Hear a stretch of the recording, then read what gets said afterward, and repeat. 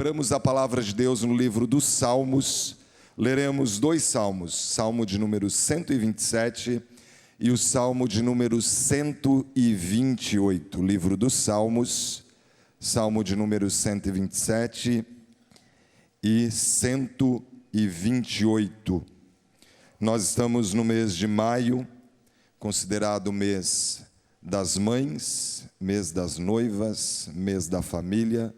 Por isso nós vamos refletir sobre esses dois salmos e vamos refletir aqui sobre algumas verdades para serem aplicadas a nós enquanto família. Todos nós aqui, de uma forma ou de outra, estamos ligados à família. Salmo de número 127 e também o Salmo de número 128. Amém? A palavra de Deus nos diz assim, Salmo de número 127. Se o Senhor não edificar a casa, em vão trabalham os que a edificam. Se o Senhor não guardar a cidade, em vão vigia a sentinela. Inútil vos será levantar de madrugada, repousar tarde, comer o pão que penosamente granjeastes. Aos seus amados ele o dá enquanto dormem. Herança do Senhor são os filhos, o fruto do ventre, seu galardão. Como flechas na mão do guerreiro, assim os filhos da mocidade. Feliz o homem que enche deles a sua aljava. Não será envergonhado quando pleitear com os inimigos à porta. Bem-aventurado aquele que teme ao Senhor e anda nos seus caminhos. Do trabalho de tuas mãos comerás, feliz serás e tudo te irá bem.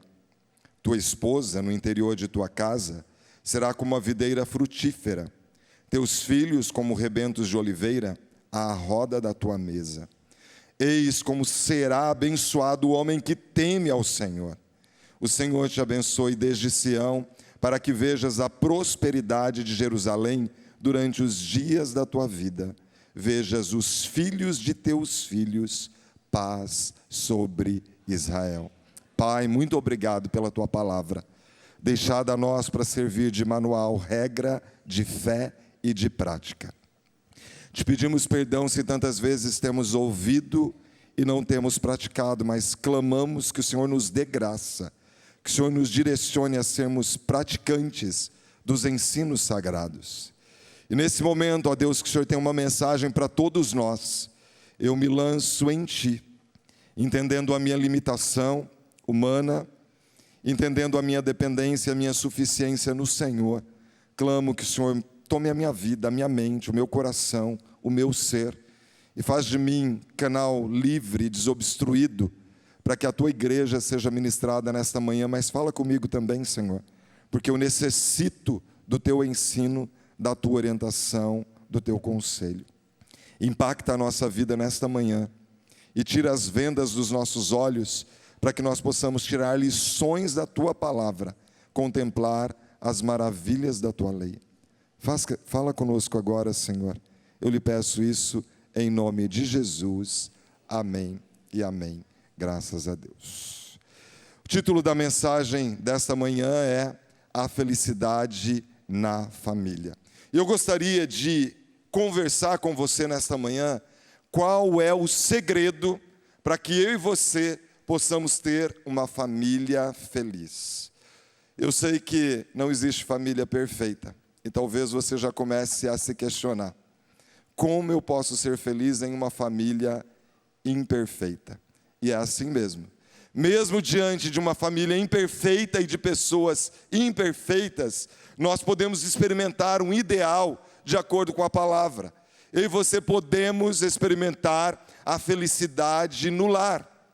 E vale a pena nós refletirmos aqui sobre algumas verdades. Nós temos aqui dois salmos que são considerados os salmos de romagem, ou os salmos dos degraus, os salmos das subidas, que o povo, quando ia a Israel, nos momentos de festa, de celebração, e o judeu, ele ia pelo menos 3 vezes, tinham festas para que eles iam, mas pelo menos uma das festas, eles deveriam estar presentes. Então eles iam para a festa da Páscoa, a festa dos tabernáculos, a festa das colheitas. Em uma das festas, eles estavam presentes ali, pelo menos uma.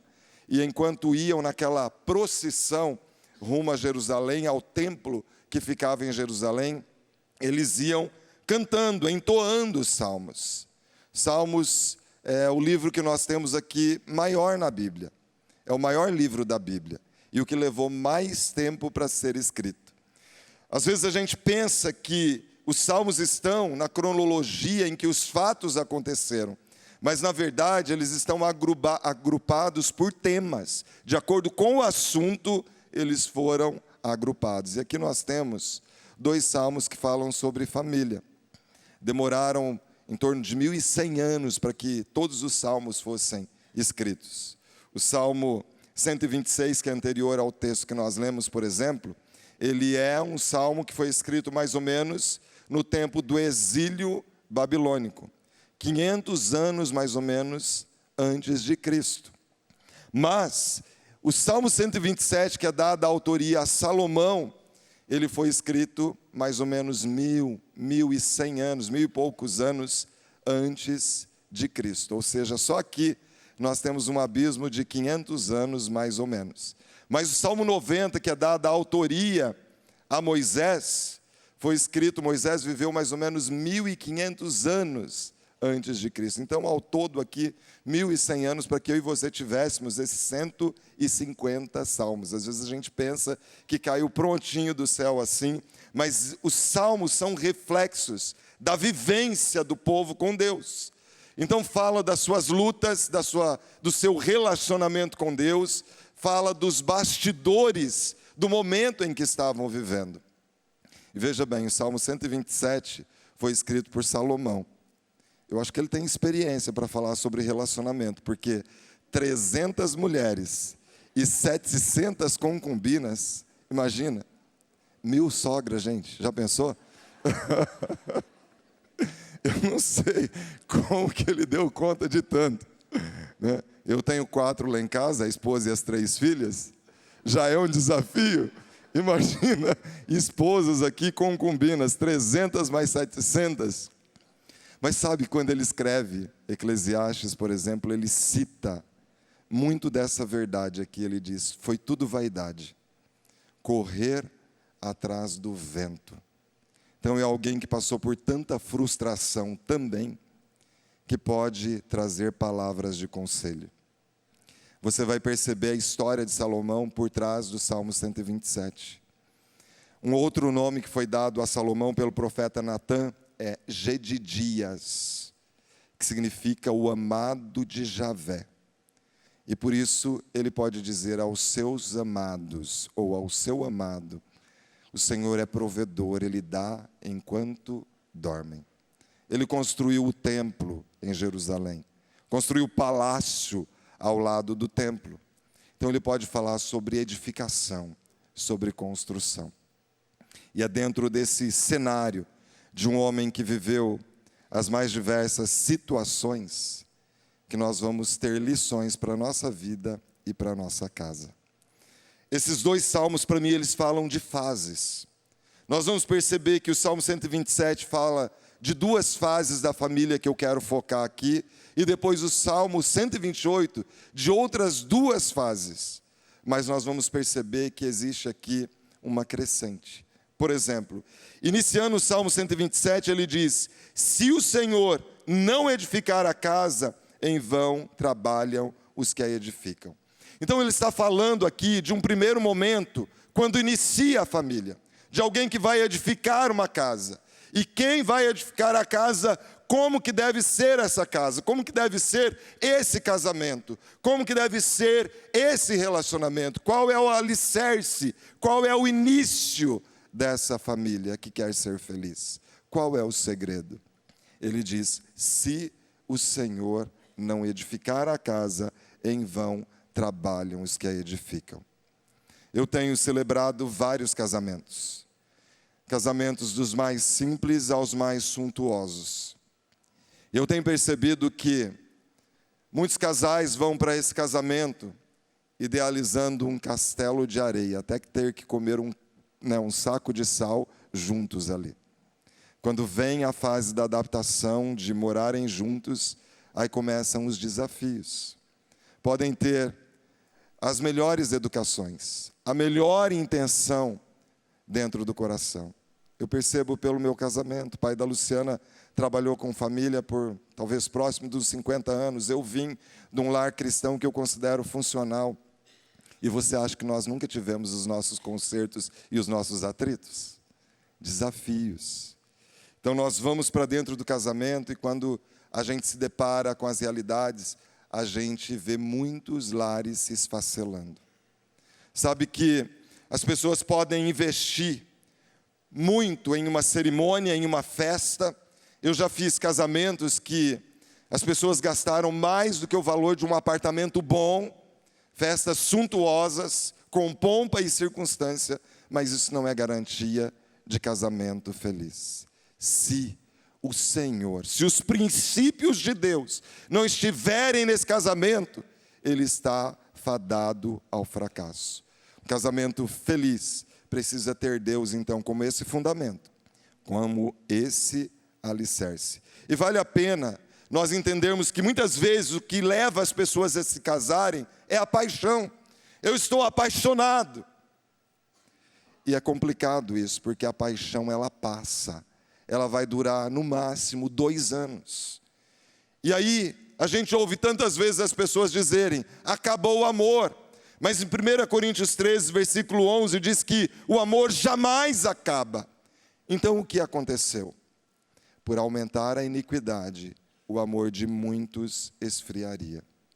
Isso significa que de um lado, ou de ambos os lados, esses cônjuges não estão assumindo o seu papel como deveria. Não estão observando os princípios do Senhor como deveria. Porque as crises, elas vêm. A questão não é se elas virão ou não. Porque crise, ou estou entrando em uma, ou estou saindo de uma. A questão é como eu saio das crises. Porque se o foco estiver no Senhor, então muda as atitudes e as decisões. As pessoas estão casando, entendendo o casamento como um contrato. Mas a palavra de Deus não aponta casamento como um contrato. A palavra de Deus mostra casamento como uma aliança. E qual é a diferença entre contrato e aliança? O contrato é, se a outra parte não cumprir uma das cláusulas desse contrato, eu estou desobrigado de cumprir a minha parte. Então muitas pessoas chegam para nós, pastores, e dizem, meu marido não muda, minha esposa não muda, não tem jeito, não dá para caminhar, sempre esperando a mudança do outro. Casamento não é contrato. Pastor, eu estou me separando porque o outro não cumpriu isso, aquilo ou aquilo outro. Irmãos e irmãs, eu não estou falando das exceções. Em toda a área da vida vai ter exceções. Eu estou falando daquilo que é regra e nós vamos ficar como regra. Porque a Bíblia é a nossa regra de fé e de prática. Então nós vamos observar esses princípios. E muitas pessoas estão vivendo então um contrato. Mas o que é uma aliança? Aliança é o que Cristo fez por nós. Cristo não abriu mão da sua noiva. Cristo não se casou por isso. Ele se entregou de forma sacrificial. Às vezes é assim dentro do casamento. Às vezes a gente também fala, Senhor, passa de mim esse cálice. Todavia não se faça a minha, mas a tua vontade. E eu não quero lançar um fardo aqui se você passou por uma situação de divórcio e de separação. Porque Deus, Ele perdoa o divórcio. Mas nós precisamos aplicar esses princípios para que o fato não se repita. É possível. Deus pode fazer novas todas as coisas. Ele traz a reconciliação, Ele traz o perdão, Ele traz a cura. E quem põe a mão no arado não pode olhar para trás mais. Vamos em frente. É tempo de uma nova história. Mas nessa nova história, observe esses princípios. Cristo, Ele se entregou para que a igreja fosse encontrada sem ruga e sem mácula. E há alguns maridos que muitas vezes abrem mão muito facilmente do seu cônjuge. A Bíblia diz que o marido deve amar a sua mulher como Cristo amou a igreja. Então essa base, esse alicerce, essa rocha são os princípios de Cristo. E eu e você precisamos observar aquela orientação de Malaquias capítulo 2, versículos 13 a 16, quando os filhos de Arão, que eram sacerdotes, não estavam obedecendo os princípios da palavra. Então Deus usa o profeta Malaquias para trazer uma palavra de exortação a eles, dizendo, Malaquias 2, 13 a 16, diz assim: cobris o altar do Senhor de lágrimas, de choro e de gemidos, de sorte que Ele já não olha para a oferta, nem a aceita com prazer da vossa mão. E perguntais, por quê? Muitas vezes há pessoas que estão indo pelo caminho da desobediência, insistem em permanecer lá, não consertam diante de Deus as suas atitudes, e perguntam, Deus, por que o Senhor não responde a minha oração? E Ele responde aqui, porque o Senhor foi testemunha da aliança, não é do contrato, da aliança entre ti e a mulher da tua mocidade, com a qual tu foste desleal, sendo ela a tua companheira e a mulher da tua aliança. Não fez o Senhor um mesmo, que havendo nele um pouco de espírito, e porque somente um, ele buscava a descendência que prometera. Portanto, cuidai de vós mesmos e ninguém seja infiel para com a mulher da tua mocidade, porque o Senhor Deus de Israel diz que odeia o repúdio, odeia o divórcio, e também aquele que cobre de violência as suas vestes, diz o Senhor dos exércitos. Portanto, cuidai de vós mesmos e não sejais infiéis. Então, irmãos e irmãs, é uma palavra dura, mas é bíblica. Então não tem como a gente mudar a Bíblia, nós temos que nos adequar a ela. E se você passou por uma situação dessa, daqui em diante, vamos numa nova história. Deus pode transformar, eu já disse e repito, toda e qualquer realidade. Então o casamento é um compromisso que é feito acima de tudo diante do Senhor. Deus, que é onipresente, Ele estava lá no dia do seu casamento, do meu casamento. Ele sabe que nós firmamos uma aliança. Às vezes as pessoas acham que o casamento é mais abençoado se foi celebrado por um clérigo ou por um pastor. Se nós não obedecemos às palavras ou à palavra de Deus, você pode fazer a melhor festa, pode chamar o maior casamenteiro do mundo. Não é isso que vai mudar a realidade.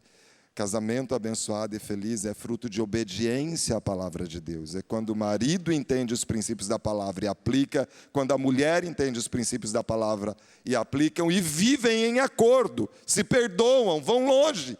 Porque se não tiver um coração perdoador, não vai longe juntos. Não vai longe juntos. Então, a palavra de Deus é bem clara, que se o Senhor não edificar a casa, em vão trabalham os que a edificam. E aí vale a pena entendermos onde a nossa casa está edificada. Porque em Mateus capítulo 7, versículos 24 e 27, diz assim: todo aquele, pois, que ouve estas minhas palavras e as pratica, será comparado a um homem prudente que edificou a sua casa sobre a rocha. Que rocha é essa? Cristo. Cristo é a rocha. É a casa edificada sobre os princípios de Cristo, que se espelha na atitude de Cristo com a sua igreja. E aí diz que caiu a chuva, transbordaram os rios, sopraram os ventos e deram com ímpeto contra aquela casa que não caiu, porque fora edificada sobre Jesus, sobre a rocha. E todo aquele que ouve estas minhas palavras e não as pratica, será comparado a um homem insensato, que edificou a sua casa onde? Na areia. E caiu a chuva, transbordaram os rios, sopraram os ventos e deram com ímpeto contra aquela casa, e ela desabou, sendo grande a sua ruína. Então, irmãos e irmãs, casamento feliz é casamento que se espelha em Cristo como alicerce. É nele que a nossa casa precisa ser edificada. Essa é a primeira fase de uma família, quando entra no casamento. Mas, naturalmente, as coisas vão acontecendo. Essa família precisa de sustento. E aí o versículo 2 diz: inútil vos será levantar de madrugada, repousar tarde, comer o pão que penosamente granjeastes, aos seus amados ele o dá enquanto dormem. E tem um monte de crente preguiçoso que pensa que esse texto está falando assim, que não precisa trabalhar. Eu vou ficar de papo ar dormindo o dia inteiro, porque a Bíblia diz que é inútil levantar de madrugada, repousar tarde, que vai cair tudo do céu. Vamos entender aqui. Sabe o que esse texto está falando? Ele está falando que uma família feliz é aquela família que coloca o trabalho no devido lugar. E nós precisamos compreender isso. Paulo, escrevendo em 2 Tessalonicenses capítulo 3, versículo 10, ele disse assim, que quem não trabalha é bom que não coma. Então, se não estiver trabalhando, é bom que não coma também.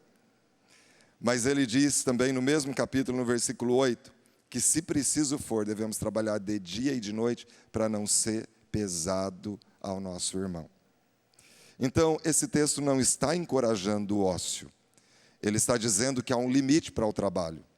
Porque há pessoas que na ganância do ter, começam a trabalhar tanto que não tem tempo para Deus, não tem tempo para a família, não tem tempo para si mesmo. Porque querem ter, e a família fica sempre em segundo plano. Deus, então, não tem lugar para Deus. Então, esse texto está falando de como nós devemos administrar. Os jovens hoje, quando querem se casar, eles querem ter tudo. Querem ter o apartamento mobiliadinho, tudo planejado pela arquiteta, é assim. Não está errado não, viu, gente? A questão é a motivação do coração. Meus pais, quando casaram, tinha um fogão a lenha, um guarda-comida, não era assim que chamava? Aquele armário para guardar. Tinha uma cama, coisas muito simples, porque entendia assim, nós vamos casar e nós vamos conquistar juntos. Hoje não. Eu preciso ter uma vida muito bem sucedida. Eu tenho que ser bem sucedido financeiramente para depois eu me casar. A motivação é que o casal deve construir juntos. Não há problema se você casou já com o seu apartamento mobiliado, que bom. Coisa boa ter uma vida confortável. A questão é essa motivação do coração. Porque começam a investir bastante e demais na carreira profissional. E se esquecem que, se não for o Senhor, um AVC acaba com a saúde e amanhã não tem mais ganha-pão. Aí vai viver da pensão, da aposentadoria. E limita as coisas. E por isso ele está dizendo, olha, nós precisamos entender que é Deus que controla e governa todas as coisas. Esse não pode ser o maior valor. Eu encorajo você a buscar uma boa formação, investir na sua profissão, buscar conhecimento a respeito dela, deslanchar na vida, mas não deixe que isso tome o lugar de Deus. Sabe que, muitas vezes, pessoas que vão para algumas profissões, elas acabam não tendo tempo para Deus. Quantos jovens entram na faculdade e abandonam a fé? Está errado, porque Deus é a prioridade. Não vale a pena. Como que fica depois da morte? Como que fica a nossa eternidade? Como que fica o nosso relacionamento com Ele? Qual é o maior valor? Deus te colocou lá para ser um missionário naquele lugar. Então, ele está falando aqui que dinheiro não sustenta casamento. Porque se dinheiro sustentasse casamento, gente rica não divorciaria. Bill Gates não teria divorciado. Diz que o divórcio dele custou para ele 3 bilhões de dólares. E aí ele caiu de quarto homem mais rico do mundo para quinto naquela época. Já pensou? Coitadinho, né? Que dó. Mas você consegue contar 3 bilhões de dólares? Dá mais de 15 bilhões de reais. É muito dinheiro. Se dinheiro segurasse casamento, Bill Gates ia sustentar por umas 1000 gerações o casamento dele. Mas sabe, irmão, se não for respaldado pelos princípios da palavra, eu e você não vamos em frente. Ele diz, não coma o pão que penosamente granjeastes. É a pessoa que está comendo o pão ali, tem 15, 20 minutos de almoço, come correndo, porque ele tem que voltar para ganhar mais dinheiro. Não pode perder tempo. Dinheiro é o maior valor. Ter é o maior valor. E também ele não está encorajando nós sermos maus administradores, pelo contrário. nós devemos ser bons mordomos de tudo que o Senhor tem nos dado. Dos bens, sim, mas também do tempo. Então, por isso que ele está dizendo, olha, vai ser inútil levantar de madrugada, comer o pão que penosamente granjeastes. Aos seus amados ele dorme. Tem uma promessa para mim e para você. Deus é o nosso provedor, e eu e você temos que descansar. Trabalhe sim, e vai ter momento que vai ter que trabalhar muito, porque eu não conheço ninguém que conquistou trabalhando 6 ou 8 horas por dia. Normalmente quem conquista é quem trabalha bastante. Mas lembre-se do tempo para a família. Acima de tudo, o tempo para Deus. Tempo para você. Porque enquanto tem saúde, tem vida, tem trabalho. E nós, os pastores, temos que nos conscientizar disso. Porque enquanto tem saúde, tem ministério. O pastor Emerson tem cobrado aqui dos pastores o cuidado com a saúde. Esses dias ele estava dizendo, tem alguns aí que tem que emagrecer, tem que fazer atividade física. Porque enquanto tem saúde, tem ministério. Aí você investe o tempo todo, e os dias passaram, quando você viu, os filhos já estão adultos. E o tempo voa. E aí ele chega então nos filhos. Ele fala do casamento, ele fala aqui das finanças, e ele fala aqui desse processo, porque daí é natural que do casamento venham os filhos. Ele não está invertendo o processo. Do casamento vêm os filhos. E ele diz, herança de quem? São os filhos? Do Senhor. Como que eu e você estamos cuidando dos nossos filhos? Como nossos ou como de Deus? Os filhos não são nossos. Eles são do Senhor. E eu e você temos uma responsabilidade de nutrir, suprir, prover, carregar esses filhos. A mãe carrega no ventre, depois no colo, o pai também junto no colo, no bolso, não é? Até que chega um momento. Ele diz ali, herança do Senhor, tem que ser educados não como nossos. Eles são do Senhor. Preparamos para a vida, não para nós mesmos. E aí ele diz, como flechas na mão do guerreiro, assim os filhos da mocidade. Preste atenção. Ele começa a falar aqui de um contexto bélico, de guerra. Ele fala de um guerreiro que vai para a batalha. A luta para projetar esses filhos. Filhos são flechas. Como flechas na mão do guerreiro. Assim são os filhos da mocidade. Quem carrega as flechas? O guerreiro. Quem é responsável pelos filhos? Nós. Não dá para terceirizar a educação. Não dá para transferir para a igreja, não dá para transferir para a escola, não dá para transferir para o celular, não dá para transferir para babá. Nós somos responsáveis. De acordo com a forma com que nós vivemos, nós estamos projetando a vida dos nossos filhos. Eu sempre penso, eu gostaria que as minhas filhas se casassem com um homem como eu. Você que tem filhos meninos, você gostaria que seu filho fosse um homem como você é? As nossas filhas, as irmãs, você gostaria que a sua filha fosse uma esposa como você é? Então vale a pena nós refletirmos como nós gostaríamos que os nossos filhos, porque o melhor modelo, o primeiro modelo que vem, são o nosso modelo. E por isso, o guerreiro, ele carrega as flechas. Mas o guerreiro, ele carrega as flechas, mas não é para a vida toda.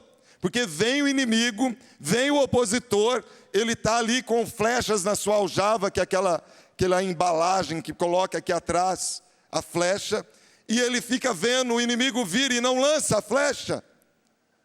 Ele tem que lançar a flecha. Chega o momento certo. Ele não pode desperdiçar essas flechas. Ele tem que lançar as flechas. Chega uma hora que tem que cortar o cordão umbilical. Chega um momento, muitas vezes, do casamento. Lança as flechas, irmãos e irmãs. Cuidado com a forma que você está lidando com o filho que já se casou. É o princípio da palavra. Por essa causa vai deixar o homem pai e mãe, vai se unir à sua esposa e vai se tornar uma só carne. E tem gente que é assim, filho casa, ele constrói um puxadinho aqui, aí o outro uma meia água aqui, é um puxadinho ali, daqui a pouco está parecendo uma tribo cheia de oca, né? Todo mundo ao redor. Tem que lançar. Significa que você não pode ajudar, mas aí espera consultar. Porque vai chegar uma hora que vem, viu? Por mais que corta cordão umbilical, vem. Espera, vai ter um momento. Então não estou falando para desamparar, para abandonar, não é isso. E nem os filhos abandonar pai e mãe, viu? Porque tem gente que acha que deixar é abandonar. Não é isso. A Bíblia fala que os filhos têm que cuidar dos pais na velhice, é uma responsabilidade. Mas deixa eles agora formarem a família deles. Eu tenho visto muitos casais com conflito no casamento por intervenção de sogra e de sogra. Quem mantém financeiramente tem o direito de gerenciar a vida do outro. É assim que se sentem. E aí os outros acham que estão levando vantagem. Mas aí, debaixo da asa, um dia o genro tem uma briga ali com a filha ou a nora com o filho. E aí o que a gente faz? A gente interfere, porque a gente quer proteger a nossa cria, não é? Sabe o que acontece? A gente cria um problema ali, daqui a pouco o casal se acerta lá, daqui 10 minutos, e a gente fica com a briga para o resto da vida. Deixar pai e mãe. Então, o filho precisa ser lançado de todas as formas, para a vida profissional, para enfrentar a vida, para ser provedor da sua própria vida. Não estou falando de exceção não, viu? Porque há situações que às vezes os pais vão ter que sustentar pelo resto da vida. Um filho excepcional, os pais vão ter que estar sempre ali cuidando. Mas, via de regra, impulsiona, lança e deixa atingir o alvo. Agora, veja bem, nós precisamos entender isso, que tem um alvo. E que alvo é esse? Qual é o prêmio da soberana vocação? Que Paulo diz. Tem um alvo, forjar o caráter de Cristo. Se o guerreiro ele vai e ele erra o alvo, o que acontece? Ele corre risco de morte. Não dá para errar o alvo. Esse alvo é forjar o caráter de Cristo no coração dos nossos filhos. Eu sei que muitos filhos, depois de adulto, eles tomam outros direcionamentos. A Bíblia diz que as más conversações corrompem os bons costumes, mas eu creio na volta, viu? Se seu filho aconteceu isso, continue orando por ele, porque eu creio que os nossos filhos eles são separados para Deus. Mas veja bem, se tem algo que nós precisamos plantar no coração dos nossos filhos é a eternidade, ter Jesus como único caminho. Sabe por quê? Ninguém é eterno. Quando nós partimos daqui, nós vamos para junto de Cristo. Se os nossos filhos têm Jesus, eles vão para junto de Cristo. Juntos nós estaremos na eternidade. Você pode dar o melhor tênis do mundo, a melhor escola. Você pode dar o maior conforto para o seu filho e para a sua filha. Mas se não plantar a eternidade, eu e você estamos falhando. Esse é o maior valor. A importância de ter os filhos crescendo junto com a família da fé. Envolvidos. Gente, que coisa fantástica, os adolescentes aqui ontem à noite em vigília, enquanto muitos estão indo para as drogas, buscando a Deus, orando, conhecendo a palavra. No ministério infantil, os nossos filhos já crescem. A Heloísa no coral aqui, pequenininha, envolvida aqui no coral. Que coisa boa. É o alvo que precisa ser plantado. Então ele fala aqui dos filhos. E que tem uma responsabilidade. Ele fala do casamento, ele fala da vida financeira, ele fala dos filhos. E agora, no Salmo 128, a meu ver, ele está falando de uma bênção espiritual. E essa é a quarta verdade que eu quero compartilhar com você aqui. A bênção espiritual. Que bênção é essa? Lembre do título dessa mensagem, a felicidade na família. Ele diz aqui: bem-aventurado é o homem que teme ao Senhor e anda nos seus caminhos. Depois de ter dado orientação, é como se ele estivesse falando aqui: olha o resultado, olha o que acontece. É bem-aventurado, é feliz. Esse homem, qualquer homem, não. O homem que se tornou um grande profissional, que projetou a sua empresa, que ganhou muitos prêmios de honra ao mérito, que construiu um grande capital. É este homem que é feliz? Não! Bem-aventurado é o homem que teme ao Senhor. E não apenas teme ao Senhor, ele anda, ele vive, ele caminha nos princípios do Senhor. Percebe que ele vai falando de um princípio de hierarquia, que começa falando do homem, depois ele vai falar da mulher e volta a falar nos filhos. Bem-aventurado, feliz. Ah, como é feliz, muito feliz. Esse homem que é temente ao Senhor. É perfeita a vida dele? Não, ele não está dizendo isso. Mas é feliz, é leve. Irmãos e irmãs, não tem nada melhor do que caminhar no Evangelho. Essa semana eu pude receber aqui o Sidney e a Emilene, completando 25 anos de casados. E eles compartilharam comigo, pediram para eu orar por eles, agradecendo ao Senhor. E aí eu falei, Sidney, nós todos aqui somos resultado do poder do Evangelho, né? Não fosse o Evangelho, meu casamento não estaria de pé. E, de alguma forma, eles compartilharam isso, o poder do Evangelho na vida deles. Que coisa tremenda o Evangelho. Não importa a sua história pregressa, o Evangelho sempre será a solução.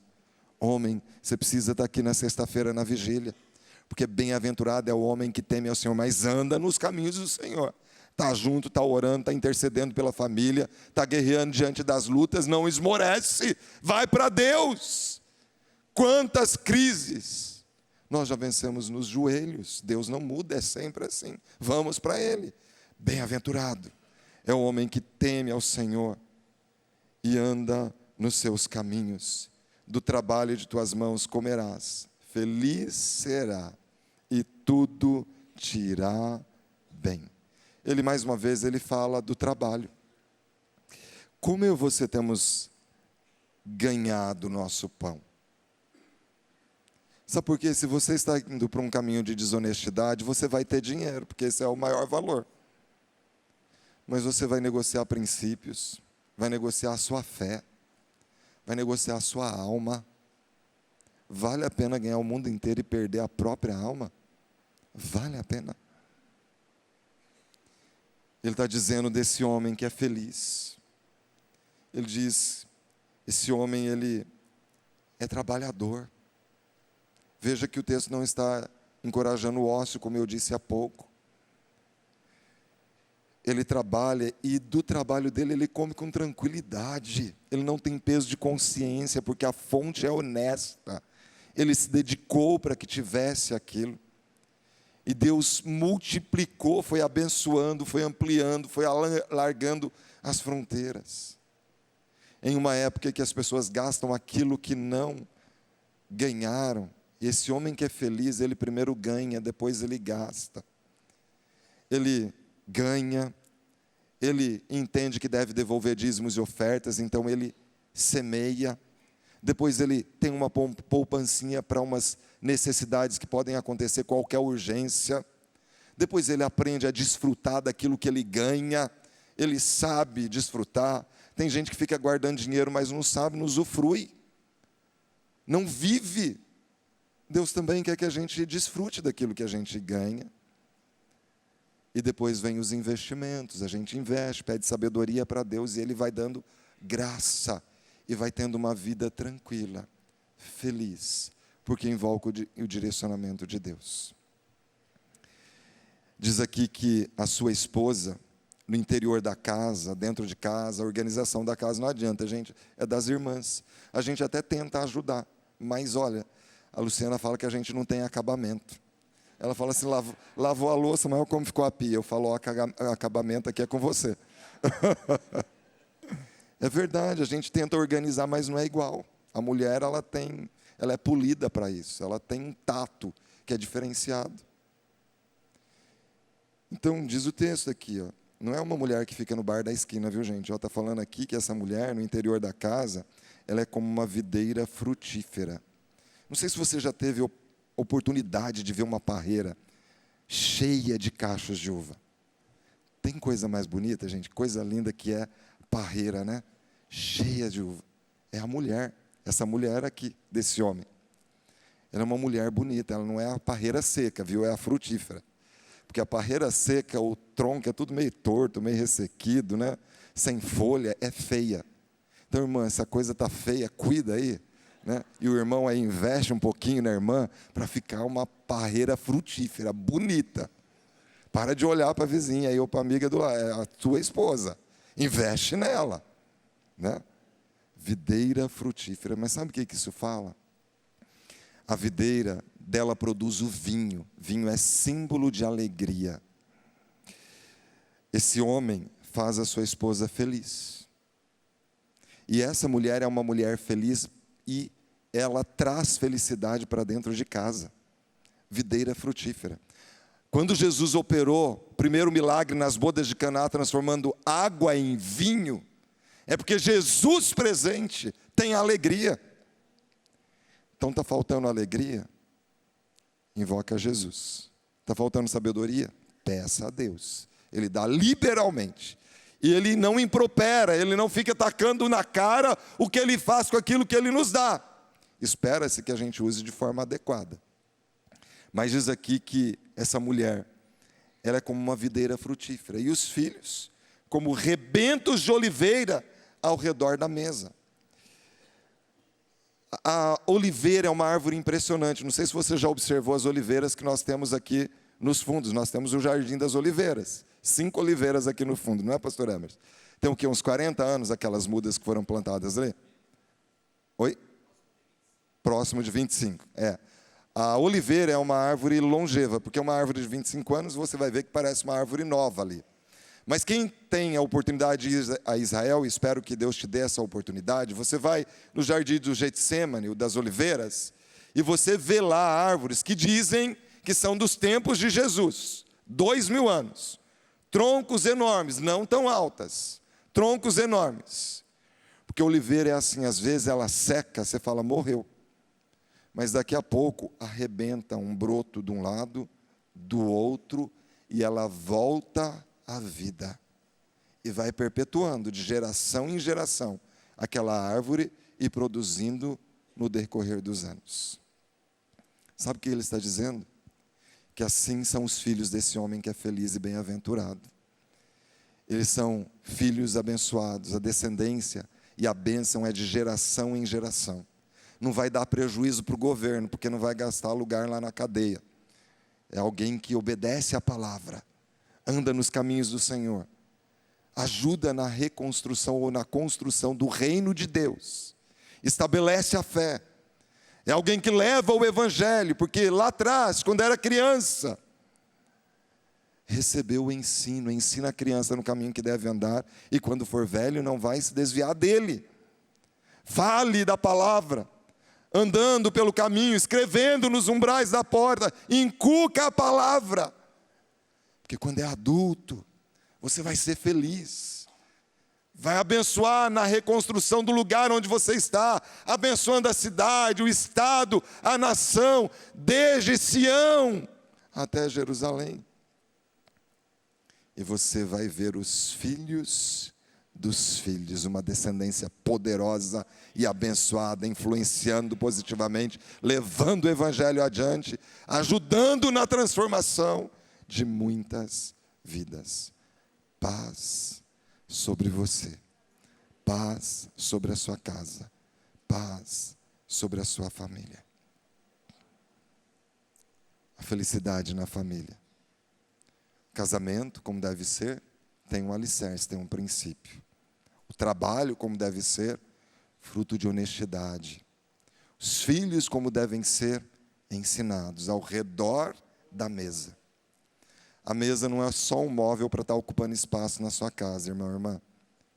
Mesa é lugar de perdão, de comunhão, de reconciliação. Tem momento que a coisa não está muito legal, mas a gente tem que sentar à mesa e ficar olhando um nos olhos do outro. Ali a cura, a perdão.